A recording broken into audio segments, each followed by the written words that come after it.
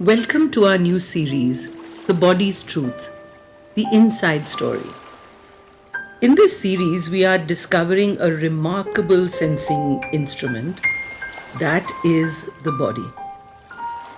Our body senses what is true or untrue at multiple levels.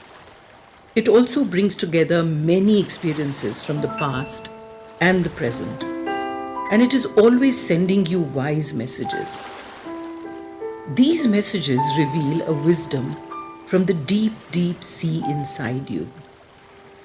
But you can only listen to your body when you have patience, clarity, and courage. Then let's begin.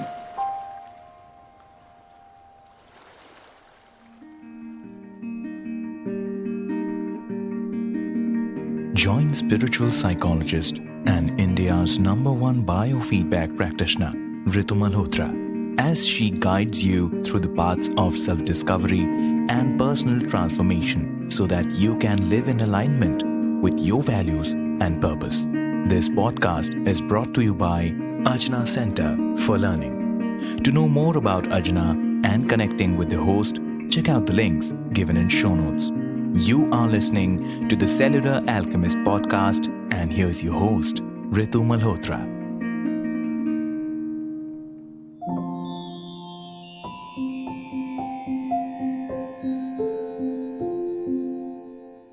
The power of our beliefs.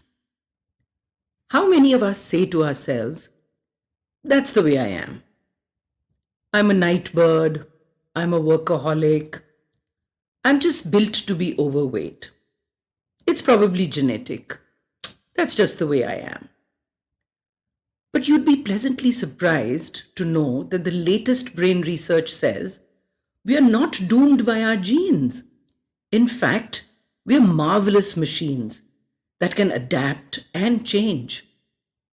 We are not hardwired for the rest of our lives to be only one certain way. Then the next question comes up: why is it so hard to change? The simple answer is that everything starts with a thought, and every thought we have is connected to something similar that happened before. You see, our brain is a memory bank. When we start thinking about our issues or our problems, every single one of those memories has an emotion attached to it.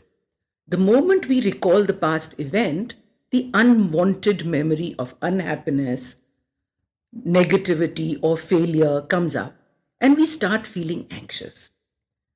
But by feeling this emotion, we are living in the familiar past, and it's only logical to say that if we're living in the familiar past, we are going to create a predictable future just like the past. See, the body is your unconscious mind. It doesn't know the difference between the past and the present. So if you're living the same emotion every single time you think about changing, your lens of the future is colored by the past. Now, these thoughts, with practice, become hardwired over time. And because they are easy to do, we continue to act or think or feel and behave in the same way we know how to do. This familiar emotion could be anything. It could be as familiar as a feeling of unhappiness or guilt or pain.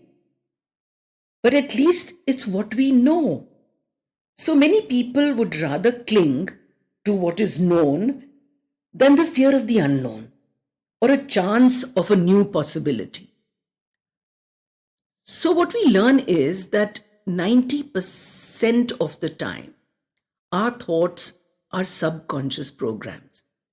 And in order to change these programs, we have to start knowing and recognizing that we are not really that program. We are actually just observing the program. We are outside the program. This realization is like lighting a match in a dark place. We can literally see how and why this happens. And because changing these programs is uncomfortable, we turn to Distractions like watching TV, or it's easier to go to the cell phone and scroll on and on to distract from these feelings. We begin to realize that change requires becoming uncomfortable. To a certain extent, it will be uncomfortable, and that's normal.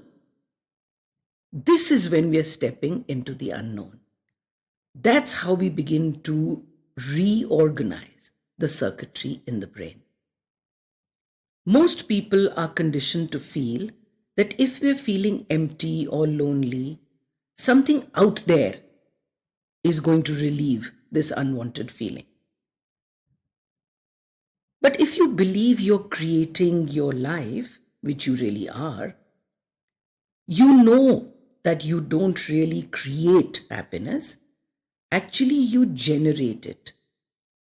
It's an elevated emotion that you begin to feel right now, and that manifests its likeness into the future. When you become familiar with wholeness or with feeling good or with gratitude or freedom, you begin to generate these chemicals in the body. So you're literally becoming someone else. Someone truly that you are. Not what you believed that you were. Does that make sense? I sure hope that makes sense.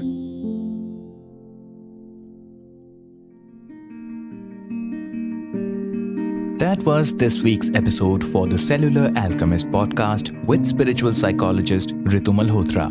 Don't forget to follow the podcast and join us next week for yet another episode. Thank you for listening.